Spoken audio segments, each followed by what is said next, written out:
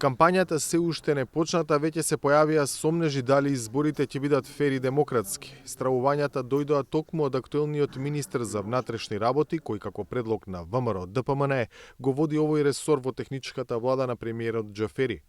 Својата загриженост Панче Тошковски изнесе на конференција на која се зборуваше за зајакнување на соработката меѓу институциите во период на избори.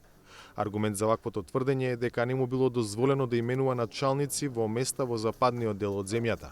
Да, јас ќе сторам се од себе, да, ние ќе сториме се од себе, како институционален представник на овие граѓани, за да имаме фери демократски избори. Загрижен сум, дали владата ќе стори се од себе. Загрижен сум дали владата ќе стори се од себе. Зошто?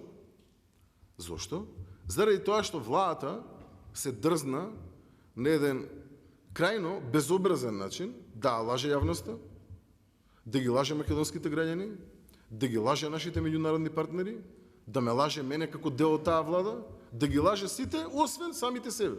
Не дозволија промена на систематизација, која што промена на систематизација ќе овозможеше поставување на од моја страна началник, од страна на дополнителен началник, кој што требаше да го гарантира фери демократскиот процес на територија на Тетово, Гостивар, Брвеница, Јагуновце и така натаму. И антикорупцијската комисија, која од неодамна доби нов состав, гледа потенцијални слабости во процесот, пред се во некои одредби од изборниот законник. Слабости се однесуваат на повеќе аспекти, особено на рокот на уплата на донации, кој што рок на уплата на донации дефиниран во изборниот законник овозможува сите правни и физички лица да уплатуваат донации до денот на затварање на трансакцијската сметка, што подразбира и уплата на пари по објавување на конечните резултати од изборите. Секако ова нерегуларност во законот овозможува и ризик од коруптивни постапувања од страна на донаторите.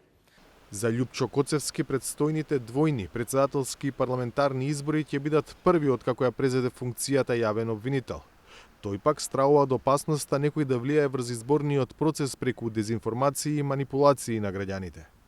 Особено во последниот период, предизвик представува справувањето со кривичните дела на говор на омраза, поттикнати од вжештената предизборна реторика, но и со обидите да се влијае врз изборниот процес преку злоупотреба на современите технологии и социјални мрежи.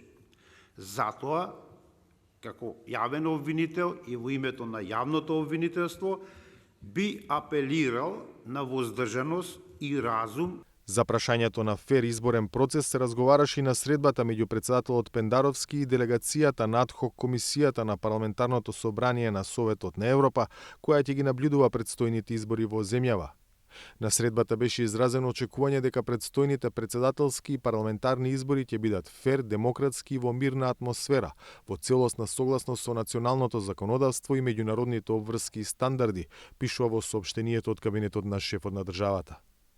Кампањата за претседателските избори официјално почнува наредниот четврток, но политичките партии веќе од поодамна неофицијално ја почнаа кампањата и трката по гласот на граѓаните.